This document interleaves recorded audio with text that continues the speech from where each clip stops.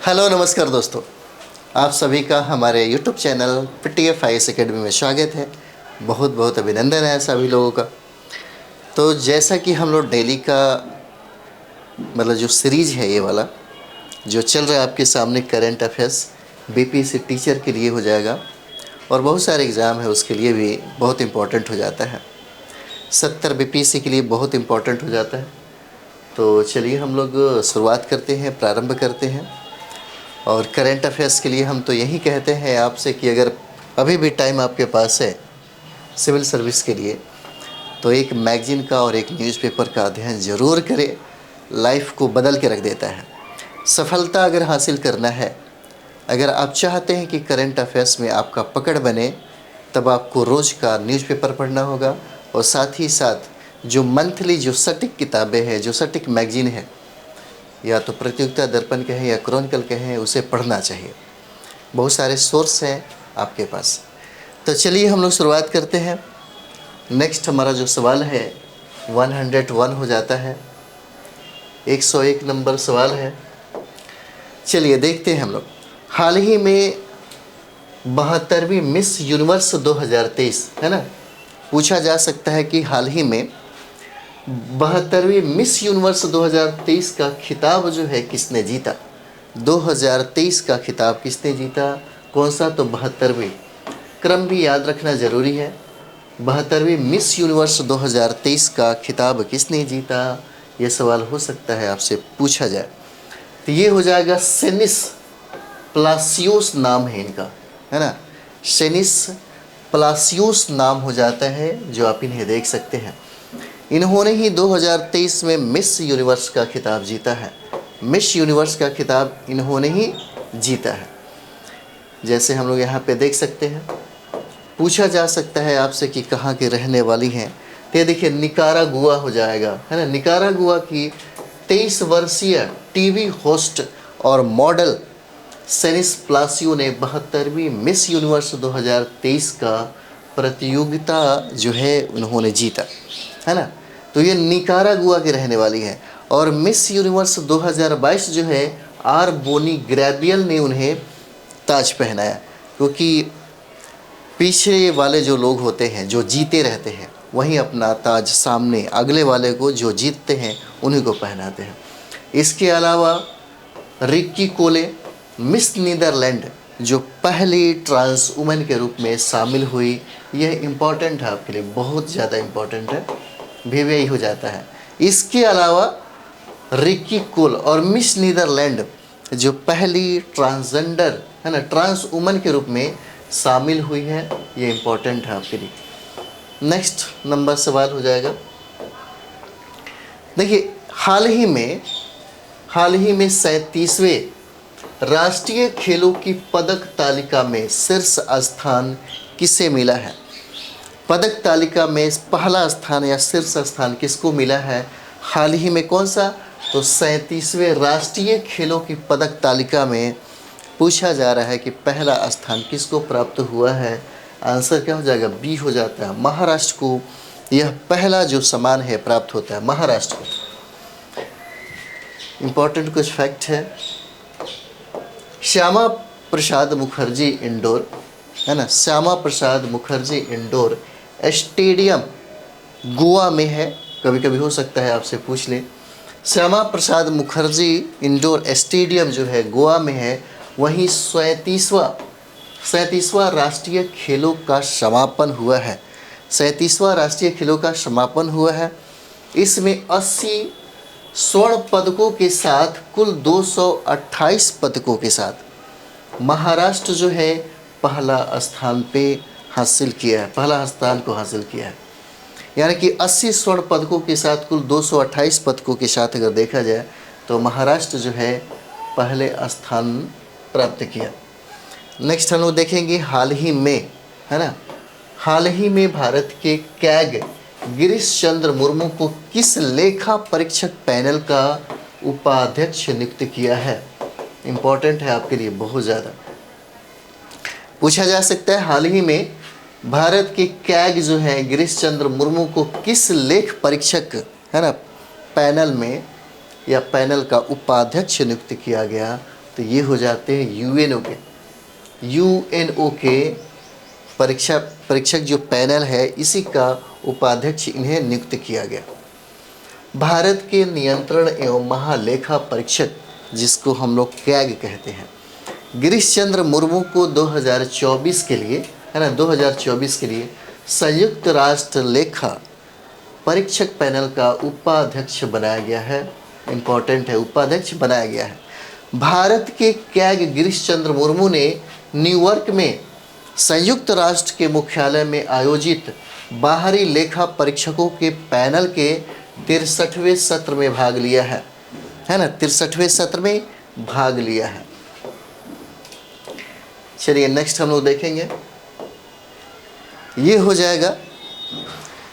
हाल ही में भारत वर्ष 2024 के लिए अंतर्राष्ट्रीय चीनी संगठन का अध्यक्ष बना है ना। हाल ही में भारत वर्ष 2024 के लिए अंतर्राष्ट्रीय चीनी संगठन का अध्यक्ष बना है। इस संगठन का मुख्यालय कहाँ स्थित है, यही सवाल पूछा जा रहा है।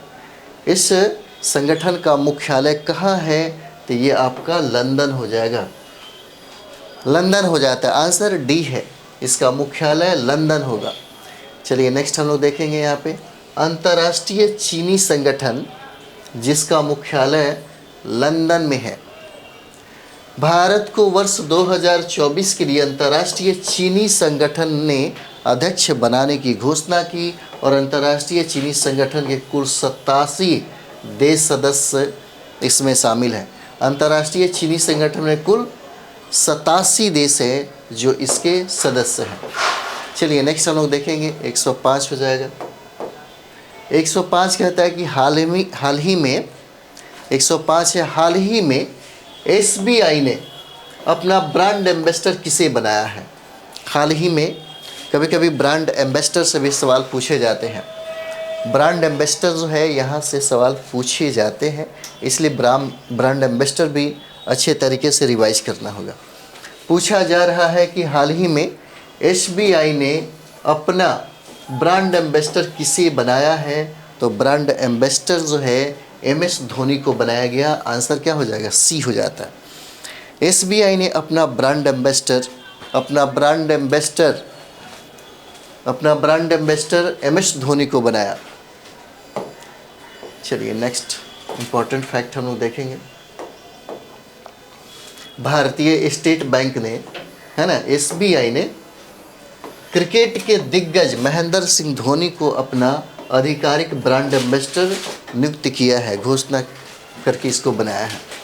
106 हाल ही में फेट ने अपनी ग्रे लिस्ट से किसे हटाया है ना। हाल ही में फेट ने अपनी ग्रे लिस्ट से किसे हटाया है, तो देखिए सारे के सारे चीज़ों को हटाया है। जैसे कैमन आइलैंड हो जाएगा, पनामा हो जाता है, जॉर्डन हो जाएगा, उपयुक्त में से सभी को हरा। चलिए आगे देखेंगे हम। फाइनेंशियल एक्शन टास्क फोर्स ने, है ना, फाइनेंशियल एक्शन टास्क फोर्स ने अपनी समीक्षा रिपोर्ट में कैमन आइलैंड, पनामा, जॉर्डन और अल्बानिया आदि देशों को अपनी ग्रे लिस्ट से हटा दिया, जबकि बुल्गारिया को लिस्ट में क्या किया, शामिल कर लिया। इम्पॉर्टेंट है, बुल्गारिया को लिस्ट में क्या किया, शामिल कर लिया। चलिए आगे देखेंगे हम लोग। 107 हो जाएगा। हाल ही में पूछा जा सकता है कि हाल ही में अल्बानिया में आयोजित अंडर 23 कुश्ती में विश्व चैंपियन बनने वाली भारत की पहली महिला पहलवान कौन बनी है। पूछा जा सकता है अंडर 23 कुश्ती में पूछा जा सकता है कि विश्व चैंपियन बनने वाली भारत की, है ना, इम्पोर्टेंट हो जाता है, भारत की पहली महिला पहलवान कौन बनी है। तो ये देखिए, इन्हीं का नाम है रितिका हुड्डा, है ना, इन्हीं का नाम है रितिका हुड्डा हो जाती हैं, जो अंडर 23 कुश्ती में विश्व चैंपियन बनने वाली भारत की पहली महिला पहलवान हो जाती हैं। रितिका हुड्डा जो है 76 किलोग्राम स्पर्धा में, है ना, 76 किलोग्राम, ये पूछा जा सकता है 76 किलोग्राम स्पर्धा में अपनी खिताबी जीत के साथ अंडर 23 विश्व चैंपियन बनने वाली दूसरी भारतीय और पहली महिला पहलवान बन गई है। और पहली महिला पहलवान बन गई है। पहले भारतीय अमन सेहरावत थे, है ना। पहले भारतीय जो है अमन सेहरावत थे। और अंडर 23 विश्व चैंपियनशिप अल्बानिया के तिराना में आयोजित किया गया है। यह अल्बानिया के तिराना में इस खेल को आयोजित किया गया। 108 हाल ही में आयोजित किए गए 37वें राष्ट्रीय खेलों के आधिकारिक प्रायोजक कौन हो जाते हैं, है ना। आधिकारिक प्रायोजक जो है कौन हो जाएंगे 37वें राष्ट्रीय खेलों के। 37वें राष्ट्रीय खेलों के आधिकारिक जो प्रायोजक हैं यह पेटीएम हो जाएगा। आंसर क्या है, डी हो जाता है। पेटीएम को बनाया गया। गोवा में आयोजित पूछा जा सकता है कि 37वां राष्ट्रीय खेलों का जो आयोजन हुआ कहाँ पे हुआ, है ना। तो ये आपका गोवा में हो जाता है। और इसी गोवा में ही आधिकारिक जो प्रायोजक है पेटीएम को बनाया गया। पेटीएम को बनाया जाता है। चलिए आगे हम लोग देखेंगे। नेक्स्ट सवाल कहता है कि हाल ही में, है ना, हाल ही में भारत कजाकिस्तान, है ना, हाल ही में भारत कजाकिस्तान की थल सेना और वायु सेनाओं के बीच कौन युद्धाभ्यास हुआ। युद्धाभ्यास जो है इम्पोर्टेंट है आपके लिए। भारत और कजाकिस्तान के बीच में जो युद्धाभ्यास हुआ उसका नाम है काजिंद अभ्यास, है ना। आंसर क्या है, ए हो जाएगा। काजिंद अभ्यास हुआ। ये बहुत इंपॉर्टेंट है, पूछा जा सकता है कि युद्धाभ्यास जो हुआ थल सेना और वायु सेना के बीच में, दोनों सेनाओं के बीच में जो युद्धाभ्यास हुआ भारत और कजाकिस्तान, कौन सा युद्धाभ्यास था, तो काजिंद युद्धाभ्यास हो जाएगा। आंसर क्या है, ए हो जाएगा, है ना। आंसर ए हो जाता है। चलिए नेक्स्ट हम लोग देखते हैं यहाँ पे। हाल ही में भारत और कजाकिस्तान, है ना, हाल ही में भारत और कजाकिस्तान की थल सेना और वायु सेनाओं के बीच काजिंद 2023 का 7वां युद्धाभ्यास का आयोजन किया गया, है ना। कौन सा, तो 7वां। ये इम्पोर्टेंट है। भारतीय थल सेना और वायु सेना के 120 सदस्यों का दल इसमें शामिल था। और इस छठे संस्करण का आयोजन जो है उमरोई में किया गया, मेघालय में, है ना। मेघालय के उमरोई में किया गया था छठा संस्करण इसका। चलिए नेक्स्ट हम लोग देखते हैं। हाल ही में आयोजित हुए, है ना, हाल ही में आयोजित हुए एक दिवसीय क्रिकेट वर्ल्ड कप 2023 में विश्व का सबसे तेज शतक किसने लगाया। विश्व का सबसे तेज शतक किसने लगाया। एक बार और प्रश्न देखिए, कहता है कि हाल ही में आयोजित हुए एक दिवसीय क्रिकेट वर्ल्ड कप 2023 में विश्व का सबसे तेज शतक किसने लगाया। तो ये देखिए यही नाम है इनका, जिनका नाम है ग्लेन मैक्सवेल। आंसर क्या है, सी हो जाता है। ग्लेन मैक्सवेल हो जाएगा। ग्लेन मैक्सवेल हो जाएगा। नेक्स्ट हम लोग यहाँ पे देखते हैं। ऑस्ट्रेलिया के बल्लेबाज, है ना, ऑस्ट्रेलिया के बल्लेबाज ग्लेन मैक्सवेल ने नई दिल्ली के अरुण जेटली स्टेडियम में नीदरलैंड के खिलाफ वनडे विश्व कप इतिहास का सबसे तेज शतक बनाया।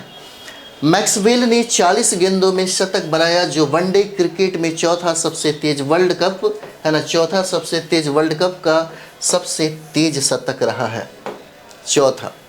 नेक्स्ट हाल ही में आयोजित किए गए, है ना, हाल ही में आयोजित किए गए पैरा एशियाई खेल 2023 में भारत ने कुल कितने पदक जीते हैं। हाल ही में आयोजित किए गए पैरा एशियाई खेल 2023 में भारत ने कुल कितने पदक जीते हैं। तो भारत ने 111 पदक जीता। आंसर ई हो जाएगा, 111 पदक जीतते हैं। चलिए नेक्स्ट हम लोग यहाँ पे देखेंगे इंपॉर्टेंट फैक्ट में। कहता है कि चीन के झांगजाओ में, है ना, चीन के झांगजाओ में पैरा एशियाई खेलों में भारत ने 29 स्वर्ण, 31 रजत पदक और 51 कांस्य पदक के साथ 5वां स्थान हासिल किया है ना। इंपॉर्टेंट है, 5वां स्थान हासिल किया है। चलिए आगे बढ़ा जाए। 112 नंबर सवाल है। कहता है हाल ही में संयुक्त राष्ट्र फोरम ऑन फॉरेस्ट, है ना, संयुक्त राष्ट्र फोरम ऑन फॉरेस्ट कहाँ आयोजित हुआ है। कहाँ आयोजित हुआ है, कौन सा, तो हाल ही में संयुक्त राष्ट्र फोरम ऑन फॉरेस्ट का जो आयोजन है कहाँ किया गया है, तो इसका आयोजन आपको देहरादून में होता है। आंसर क्या है, सी हो जाएगा, है ना, देहरादून में होता है। इम्पॉर्टेंट फैक्ट में हम लोग देखेंगे, कहता है कि भारत सरकार के पर्यावरण वन और जलवायु परिवर्तन मंत्रालय ने 26 से 28 अक्टूबर 2023 तक वन अनुसंधान संस्थान देहरादून है उत्तराखंड में वनों पर संयुक्त राष्ट्र फोरम की मेजबानी की थी, है ना, क्या किया था, मेजबानी किया था। नेक्स्ट हम लोग देखेंगे 113 नंबर। 113 कहता है कि हाल ही में भारत की पहली सैटेलाइट आधारित गीगाबिट, है ना, गीगाबिट जो है ब्रॉडबैंड सेवा कौन सी है, ब्रॉडबैंड सेवा कौन सी हो जाती है ना, पूछा जा सकता है। हाल ही में भारत की पहली सैटेलाइट आधारित गीगाबिट ब्रॉडबैंड सेवा कौन सी हो जाती है, तो ये देखिए, ये हो जाएगा जियो स्पेस फाइबर हो जाएगा, है ना, जियो स्पेस फाइबर हो जाता है। ठीक है, आंसर डी हो जाएगा। चलिए नेक्स्ट हम लोग देखेंगे। नेक्स्ट है इंपॉर्टेंट फैक्ट्स में, रिलायंस जियो ने राष्ट्रव्यापी कवरेज के लिए भारत के दूर दराज के क्षेत्रों में हाई स्पीड इंटरनेट पहुंच का विस्तार करने के लिए भारत की पहली उपग्रह आधारित गीगाबिट ब्रॉडबैंड सेवा जियो स्पेस फाइबर को लॉन्च किया गया, है ना। चलिए आगे देखते हैं हम लोग। अगला सवाल है कि हाल ही में कौन सा राज्य सभी जिलों में हॉल मार्किंग केंद्र खोलने वाला भारत का पहला राज्य बन गया है। पूछा जा सकता है हाल ही में कौन सा राज्य सभी जिलों में हॉल मार्किंग केंद्र खोलने वाला भारत का पहला राज्य बन गया है, तो ये पहला राज्य केरल हो जाएगा। आंसर क्या है, सी हो जाता है, पहला राज्य केरल हो जाता है। नेक्स्ट हम लोग करते हैं, केरल के इडुक्की में, है ना, केरल के इडुक्की में हॉल मार्किंग केंद्र के उद्घाटन के साथ केरल जो है भारत का पहला राज्य बन गया, और जिसने सभी 14 जिलों में, है ना, 14 जिलों में हॉल मार्किंग केंद्र खोले हैं। नेक्स्ट, हाल ही में फ्रांसीसी सेवेलियर डॉन्स लॉ ऑर्डे डेस आर्ट्स 8 डेस लेट्रेस, है ना, किसे सम्मानित किया गया है। ये फ्रांसीसी सम्मान है, यह फ्रांसीसी सम्मान है जो इम्पोर्टेंट है। पूछा जा सकता है कि सेवेलियर डॉन्स लॉ ऑर्डे डेस आर्ट्स 8 डेस लेट्रेस जो है किसे सम्मानित किया गया, तो ये है ऋचा चड्ढा को सम्मानित किया गया है। यही है ऋचा चड्ढा, है ना, इन्हीं को ये सम्मानित किया गया है। चलिए नेक्स्ट हम लोग देखते हैं यहाँ पे, बॉलीवुड अभिनेत्री ऋचा चड्ढा को कला के क्षेत्र में उनके महत्वपूर्ण योगदान के लिए फ्रांसीसी सरकार की ओर से सेवेलियर डॉन्स लॉ और डेस आर्ट्स 8 डेस लेटेस की उपाधि से सम्मानित किया गया है ना, ये सम्मानित किया गया। 116 नंबर हम लोग देखेंगे, कहता है कि संयुक्त राष्ट्र महासभा में, है ना, संयुक्त राष्ट्र महासभा में इजराइल और हमास के बीच तत्काल संघर्ष विराम के लिए मसौदा प्रस्ताव जो है किसने प्रस्तुत किया, है ना। संयुक्त राष्ट्र महासभा में इजराइल और हमास के बीच में, कहता है इजराइल और हमास के बीच में तत्काल संघर्ष विराम के लिए मसौदा प्रस्ताव किसने प्रस्तुत किया, तो इन दोनों के बीच में जो मसौदा प्रस्ताव जो है प्रस्तुत किया है उसका नाम है जॉर्डन ने इसकी पहल की है, जॉर्डन हो जाएगा। संयुक्त राष्ट्र महासभा में जॉर्डन के संयुक्त राष्ट्र राजदूत महमूद ने प्रस्ताव को पारित कर मानवीय आधार पर इजराइल और हमास के बीच तत्काल संघर्ष विराम का आह्वान किया और हमास गाजा तक सहायता पहुंचाने की मांग की है, गाजा तक सहायता पहुंचाने की मांग की है। नेक्स्ट हम लोग देखेंगे, हाल ही में वैश्विक शिक्षक पुरस्कार 2023 के लिए किसे चुना गया। हाल ही में वैश्विक शिक्षक पुरस्कार 2023 के लिए किसे चुना गया, तो ये दीप नारायण नायक हो जाते हैं, दीप नारायण नायक हो जाएंगे। दीप नारायण नायक को चुना गया वैश्विक शिक्षक पुरस्कार 2023 के लिए। और देखिए, ये पश्चिम बंगाल के एक शिक्षक दीप नारायण नायक को $1 मिलियन अमेरिकी का प्रतिष्ठित 8वें वैश्विक शिक्षक पुरस्कार 2023 में 130 देशों के शीर्ष 10 शिक्षकों में, है ना, इनको यहाँ से चुना गया है। चलिए आगे देखा जाए। 118 नंबर कहता है कि हाल ही में प्रकाशित आत्मकथा शेर जिसने चांदनी पीली, है ना, शेर जिसने चांदनी पीली किसकी आत्मकथा है ना, किसकी आत्मकथा है। पूछा जा रहा है कि हाल ही में प्रकाशित जो आत्मकथा जिसका नाम है शेर जिसने चांदनी पीली, या किसकी आत्मकथा है, तो एस सोमनाथ का हो जाएगा। आंसर क्या है, बी हो जाएगा, एस सोमनाथ का।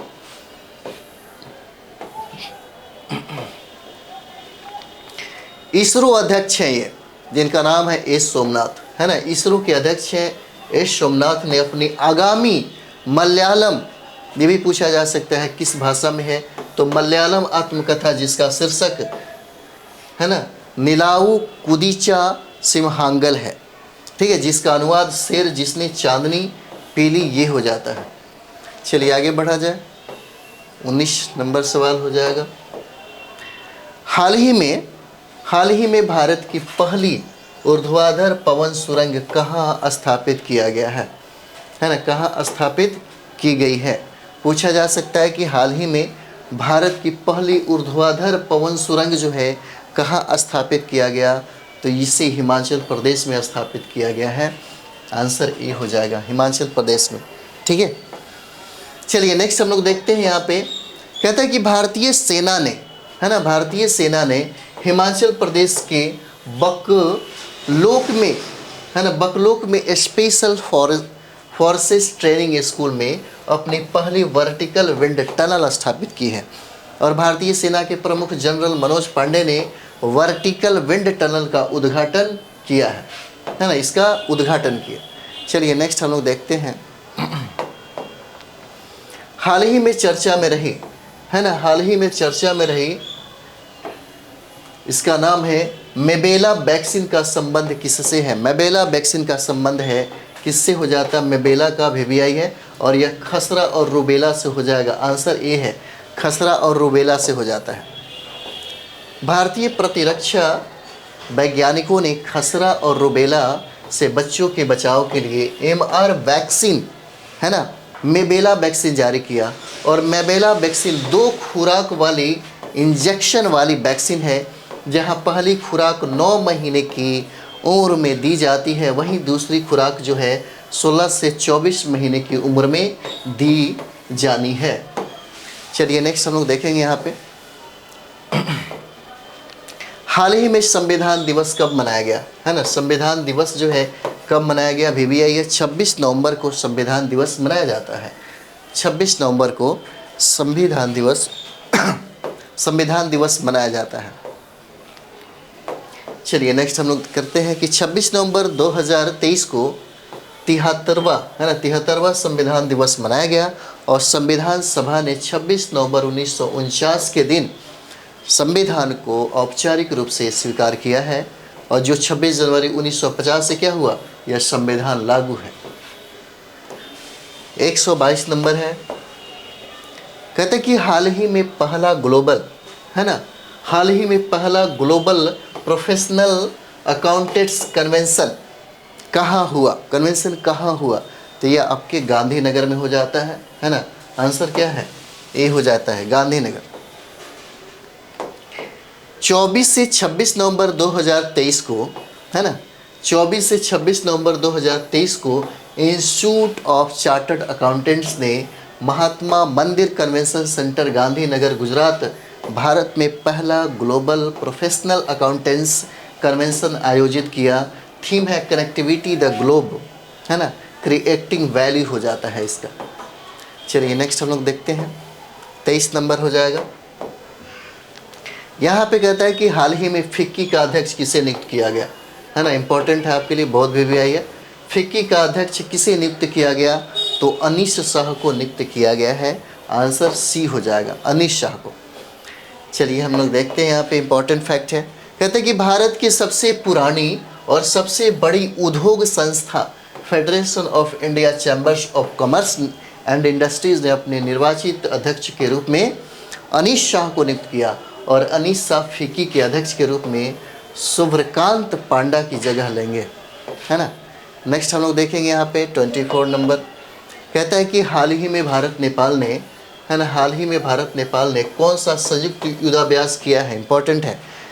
भारत और नेपाल के बीच में जो युद्धाभ्यास था उसका नाम है सूर्य किरण 23, है ना, सूर्य किरण 23 हो जाएगा। चलिए नेक्स्ट हम लोग देखते हैं यहाँ पे